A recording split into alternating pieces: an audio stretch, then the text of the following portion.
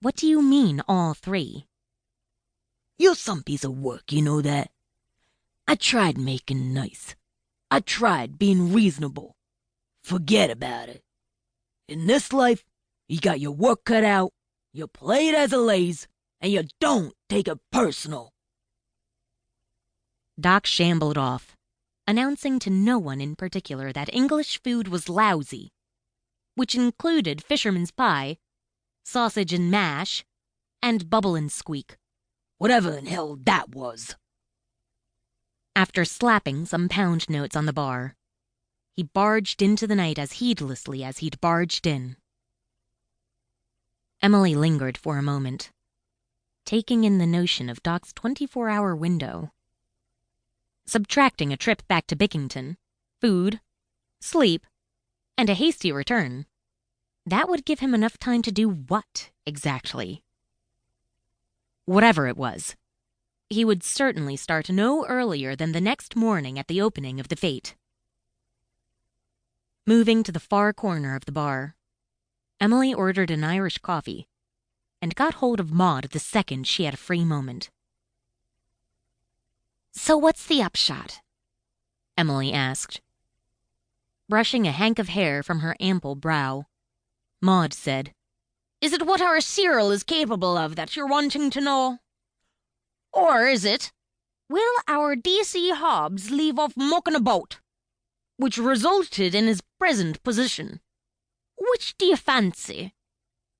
"I heard something about Hobbs' demotion," said Emily. "From detective sergeant to constable. Got it from Trevor."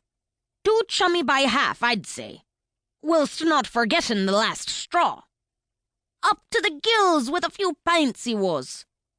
Watching a rugby match on me own flat telly when the sword was supposed to have been on surveillance in Brimley." "But still, assuming he's learned his lesson, do you think he could handle a lady client who's up to something?"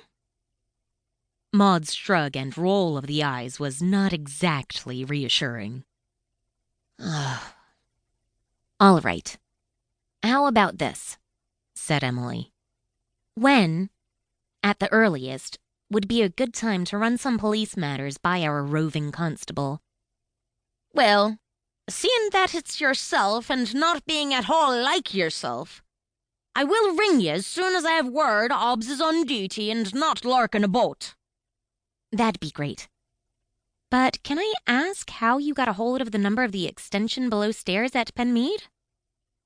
Given the fact that Constance wants little to do with the outside world? And may I ask what dodgy business you've gotten yourself into?" When Emily didn't bite, Maud smiled. "Ah, never you mind. So, my girl, we'll both keep our little secrets now, won't we?" With nothing else for it, Emily nodded and let it go at that. Outside in the damp evening air, Emily found no sign of Cyril and Doc. Except for the sounds of laughter coming from the village hall, the walk down the high street past the castle ruins and the granite-walled green was uneventful. So was the drive back under the darkened sky. Pulling into Penmead, she found the old manor house to be quite still, a sign that perhaps everyone had turned in early. She shut off the engine, got out, closed the car door carefully so it barely made a clunk, and eased past the foliage by the formal garden. But after a few steps, Trevor appeared abruptly. Steered by Trevor over to the trellised shadows, Emily could tell by the way he pressed his fingers to his lips that he was not too pleased. "Did something happen?" asked Emily. "Actually, yes and no. Amusing by some standards, perhaps. Not to suggest that it wasn't a splendid idea for you to nip down to the village. However, you left me in charge, as it were."